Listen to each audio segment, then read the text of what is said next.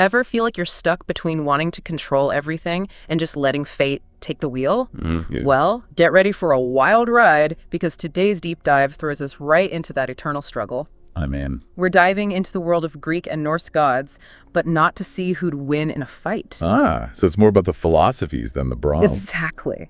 Our source material today takes a unique angle, exploring these pantheons and their clashing philosophies as a reflection of human nature's deepest desires and fears. Absolutely. It's fascinating how these ancient stories still resonate with us today. When we create gods, we project our own anxieties and aspirations onto them.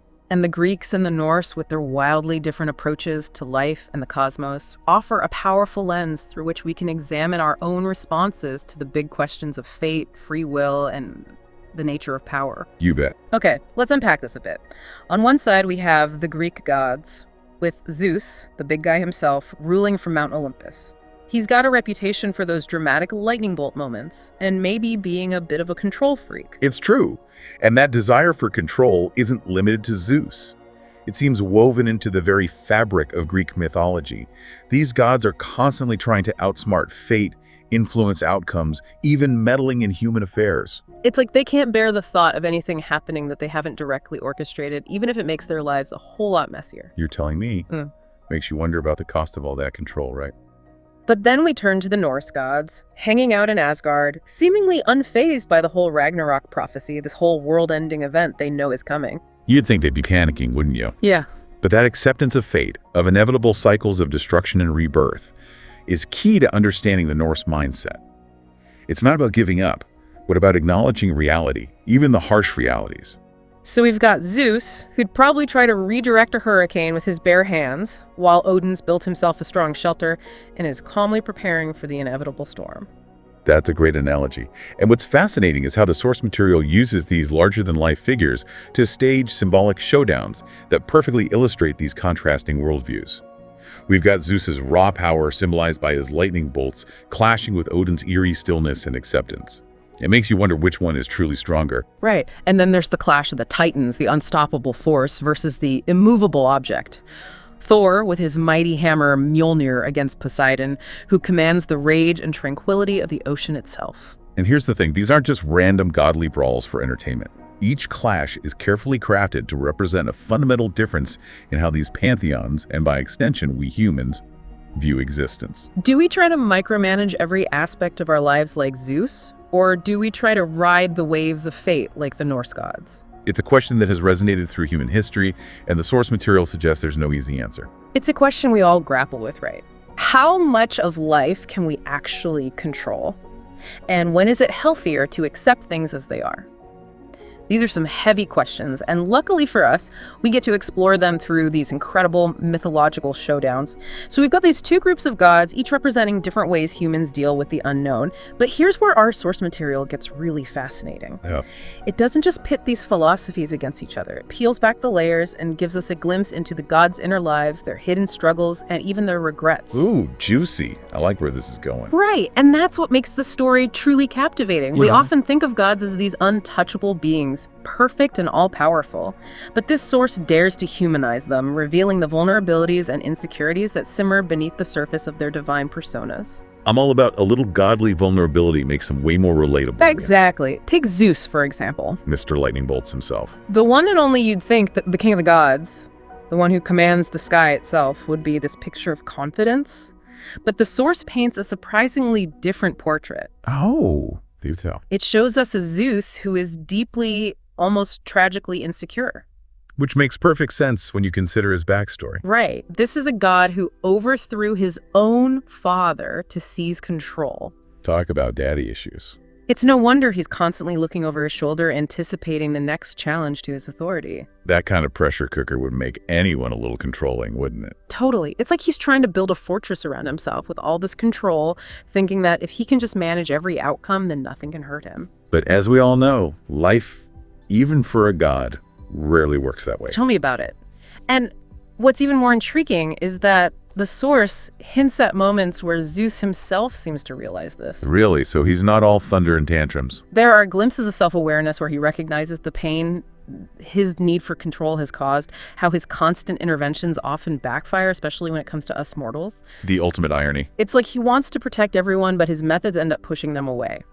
He's trapped in this cycle of control fueled by good intentions and a deep fear of vulnerability. Talk about a relatable struggle. The best kind of villain is the one you can almost sympathize with, right? For sure.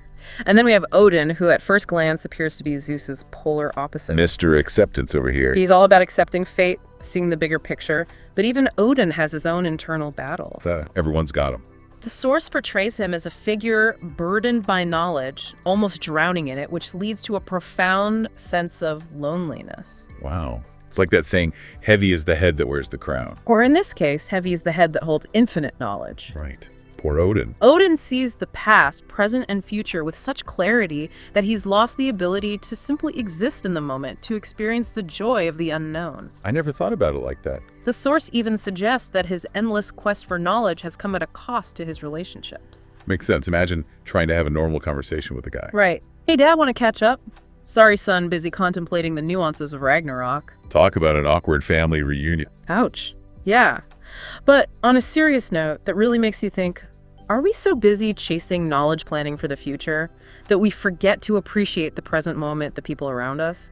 It's a question that resonates even with those who haven't mastered the art of prophecy like Odin. And that's the genius of the source material. It takes these grand mythic figures and uses their very human struggles to hold up a mirror to our own lives.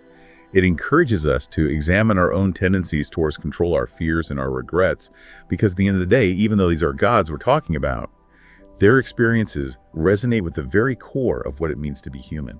So we've got these two powerful pantheons, each convinced their way is the right way, about to collide in an epic showdown for the ages. And I have to admit, I was totally expecting like a clear winner to emerge from the source material. Right, you'd think it'd be a knockdown, drag-out fight to the finish. Exactly. But here's where things take a really unexpected and thought-provoking turn. Oh, do tell. It doesn't end with a bang, but with a whimper. They reach a stalemate. Wait, really? No big winner? Nope. And that's what's so interesting. Okay, I'm intrigued. Because instead of retreating back to their respective corners, still clinging to their pride and prejudices, they do something remarkable. That's sad. They reflect. No way. The gods reflecting. Yeah. Like actually thinking about their life choices. It's like a light bulb moment for them.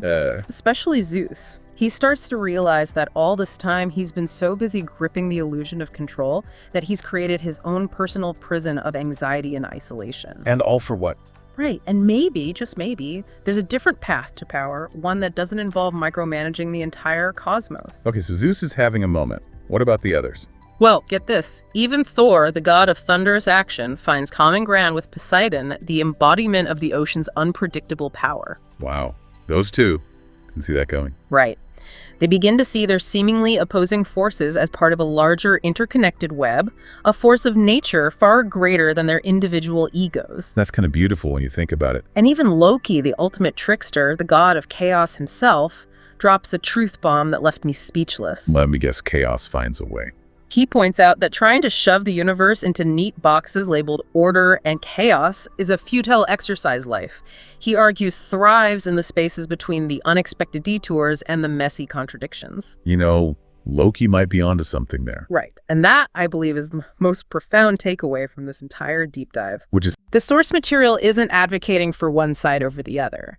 It's not saying that control is inherently bad or that acceptance equals weakness. It's suggesting that true strength lies in recognizing the value of both and finding the often elusive balance between the two. easier said than done, right? Tell me about it.